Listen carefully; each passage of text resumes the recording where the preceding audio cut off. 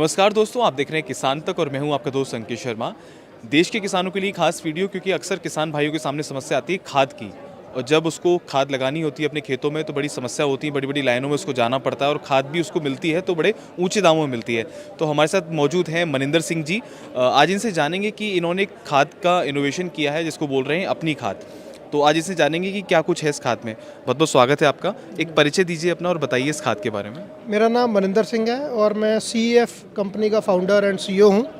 और हमारे देश में जो केमिकल बेस्ड एग्रीकल्चर है, क्योंकि केमिकल जो हमने अपनी सॉइल में डाला है पिछले 50 60 70 सालों में, उसकी मात्रा इतनी बढ़ चुकी है कि अब हमारी मिट्टी के अंदर जो पावर है, जो क्षमता है, वो बहुत कम हो गई है।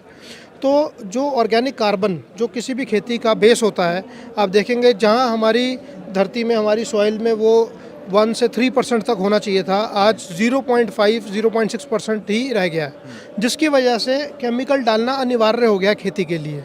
बट एक तरफ तो हमारा सारे के सारा जो हम उगाते हैं वो सब केमिकल के ऊपर चला गया।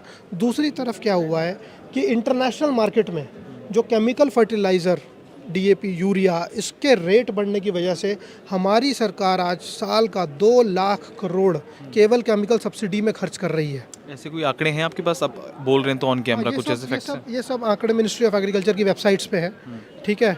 और तमाम इसके आर्टिकल अखबारों में छप चुके हैं, ठीक है। और हमारी सरकार खुद नेचुरल फार्मिंग और ऑर्गेनिक फार्मिंग को प्रमोट कर रही है, बहुत ज़ोर दे रही है। क्योंकि देखिए नुकसान कितना है, क्योंकि ये जो 80-85% सारा केमिकल फर्टिलाइज़र बाहर से आता है, हमें उसकी पेमेंट डॉलर में करनी पड़ती है। उधर सॉइल के अंदर और केमिकल जा रहा है, जो खाना उग रहा है खेतों में उसके अंदर न्यूट्रिशन वैल्यू कम हो रही है। आपने कभी नहीं सुना था पहले कि 25-30 साल के नौजवानों को हार्ट अटैक हो रहे हैं, कैंसर हो रहा है। उसका बहुत बड़ा कारण है ये जो केमिकल हमारे अंदर जा रहा है इस फूड के ज़रिए। तो हमने ये मुहिम चलाई हुई है सर पिछले 6 साल से, जिसमें हम ऑर्गेनिक खाद बना रहे हैं। अपना खाद के नाम से हम इसको बेच रहे हैं मार्केट में पिछले 4 साल से। और ये जो खाद है ये टोटली ऑर्गेनिक है। इसके अंदर जो NPK है वो हमने 4% एंड अबव मेंटेन किया है, जिसकी वजह से हम थोड़े से एक्सपेंसिव हैं मगर हमारी क्वालिटी बहुत अच्छी निकल के आती है। तो जो खाना आता है उसका रंग, उसका रूप, उसका स्वाद, उसका आकार सब बहुत अच्छा आता है।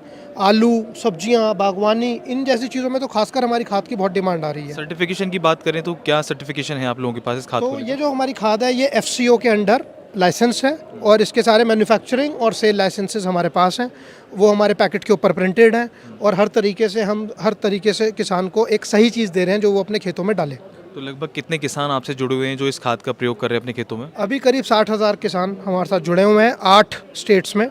और धीरे धीरे हम अपनी प्रोडक्शन बढ़ा रहे हैं। अभी हम एक फैक्ट्री हरियाणा में डाल रहे हैं और एक हमारी फैक्ट्री अंडर कंस्ट्रक्शन है श्रीनगर में, जहाँ पे हम खाद वहीं के वहीं बना के, जो दल लेक है उसके वेस्ट से खाद बना के और वहीं किसानों को मुहैया कराने जा रहे हैं। कॉस्ट की बात करें, अगर रिटेल में अगर 50 किलो का कट्टा इसका लेते हैं हम तो कितने का पड़ेगा?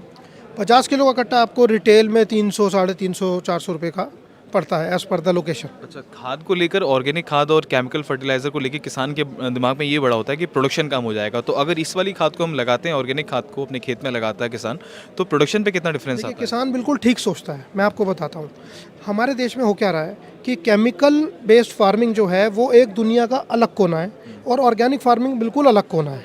ये दो बिल्कुल अलग चीज़ें हैं। अगर हम बोलें कि हम जो हमारी धरती में केमिकल डाल के पिछले 70 साल से हम फार्मिंग कर रहे हैं और रातों रात हम वो उसको डालना बंद कर दें और ऑर्गेनिक डालें, तो नेचुरली वो जो ज़मीन है वो उसको एक्सेप्ट नहीं कर पाएगी और हमारी प्रोडक्शन भी कम होगी और हमें नुकसान भी होगा।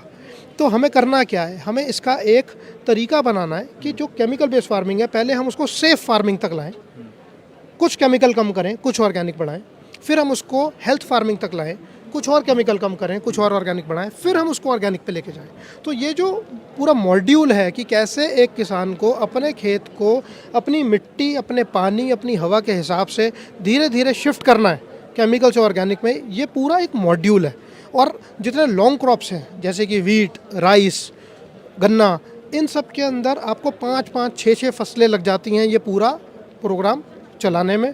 कन्वर्जन का, और जो सब्जियां हैं उसमें आप 2 से 3 फसलों में ही इसको कर सकते हैं।